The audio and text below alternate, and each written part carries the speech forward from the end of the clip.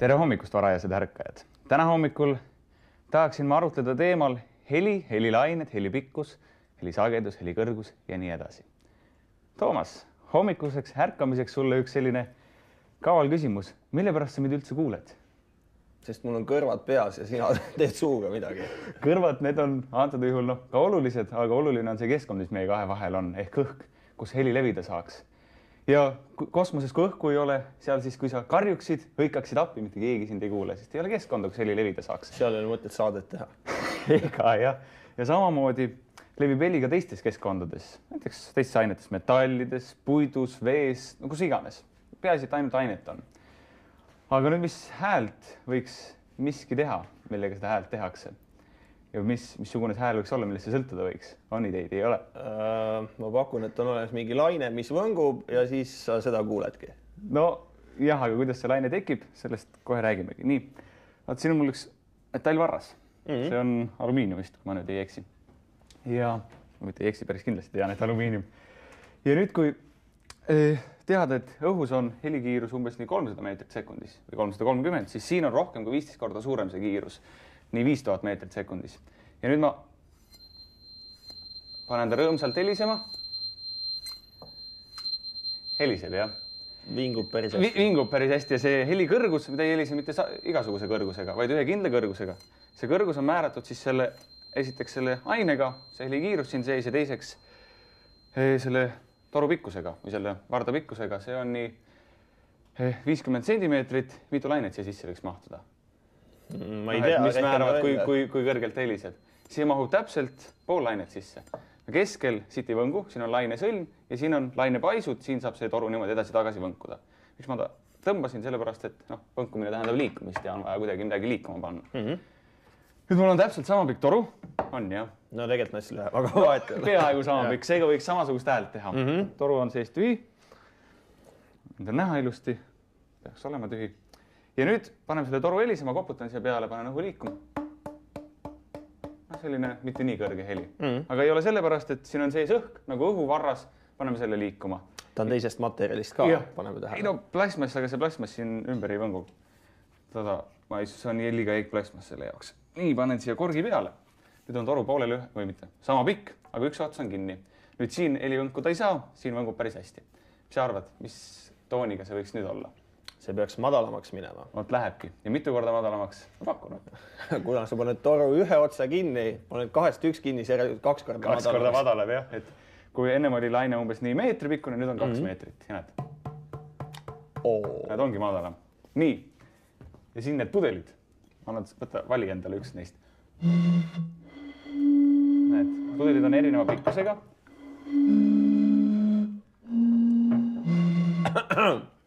Nii, et saaks, kui näed, siin on vett ka sisse pandud selle veega, ma olen selle pudeli põhja nagu kõrgemaks tõstnud, et siia mahub siis vähem lainet sisse ja oligi kõrgem heli.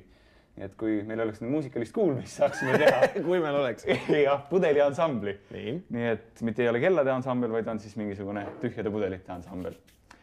Nii, aga kõige olulisem heli tekitamise instrument on siiamaani kasutamata või rääkimata. Me oleme teda kasutanud. Jah, aga me ei ole sellest rääkinud. Jah, see on, mis meie kõris käib. Ja kõri pikkus on ju üks ja sama kogu aeg. Sellega on see helikõrgus osalt juba paika pandud. Ja teiselt on ta paigas siis selle gaasiga, mida me sisse välja hingame ehk õhuga. Nii, aga kui me nüüd muudaksime seda ainet, nagu siin sa tähele panid selle vardaga, sama pikk kui see, aga heli oli hoopis kõrgem, kuna kiirus oli suurem.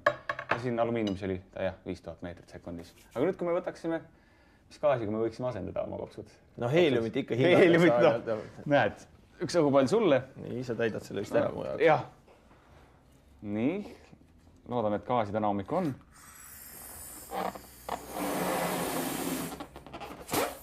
Nii, palun. Nii, tänud. Nii, ja on levinud tohutu eksiarvamus, et see, mis hääle peeneks teeb, et see on rohkem nagu bioloogiline efekt, et häältepaeltega juhtub midagi ja pingutatakse, tegelikult mitte midagi ei juhtu. Hingad välja.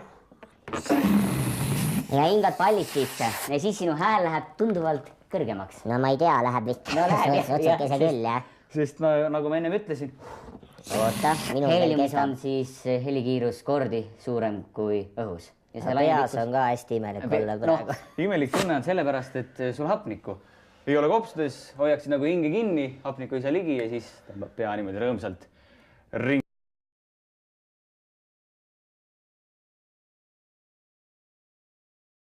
käima. Nii, aga heeliumit, see on üpriski tavaline. Aga nüüd mul on siin üks väga kallis gaas. Gaasi nimeks on ksenoon. Ja miks ma neid gaasi hingata julgen? Julgen sellepärast, et tegu on inertsete gaasidega, keemiliselt inertsed gaasid seal perioodilisuustabeli 8. perioodis, kui kuskil juhtud nägema, siis tead seal. Ja nad keemilist reaktsiooni ei teki. Mürgisid ei ole? No selles mõttes nad mürgisid ei ole jah, et ei teki mingit keemilist reaktsiooni. No see oht on, et hapnikku ei ole ja siis ta lämbud ikka ära. Võid lämbuda, jah. Aga teisi gaase ei soovita hingata, sest ülejäänud gaasid, mis meid ümbritsevad, on mürgised. Enamus. Nii, nüüd ma lasen siia seda ksenooni sisse, väga kallis gaas. Milline vahe on ksenoonil ja heeliumil? Ksenoon on perioodilisusstabelis allpool kui heelium. Raskem gaas. See on raskem. Seda tuleb siit raskemalt välja. Ma arvan, et ma sulle väga palju ei anna, kallis gaas. 100 krooni on liiter normaalrõhul. Nii, ja nüüd ma lasen endale ka ballooni täis. Kusjuures, paneme tähele, õhupall on tõesti raske, kui ma seda praegu käes hoian. Et ei hoia üles heeliumi oma. Mitte nii nagu heelium, vaid ta kukub tõepoolest. Nii. Ja see gaas on raskem, siin on helikiirus veidikene väiksem, lainepikkus suurem ja tuleb missugune heli? No ma kahtlustan, et nüüd läheb hääl hoopis teistsuguseks, kui meil seni on ette teoorias peaks tulema madalam, nii et proovime. No katsetame. Nagu sa kuuled, minu hääl on tohutult madalamaks läinud. Enda poolt ka mõne sõna öelda. Aga teie, kallid televaatajad, hingake kodudes ainult värsket õhku ja teiega kohtume juba tulevatel nädalatel. Head aega!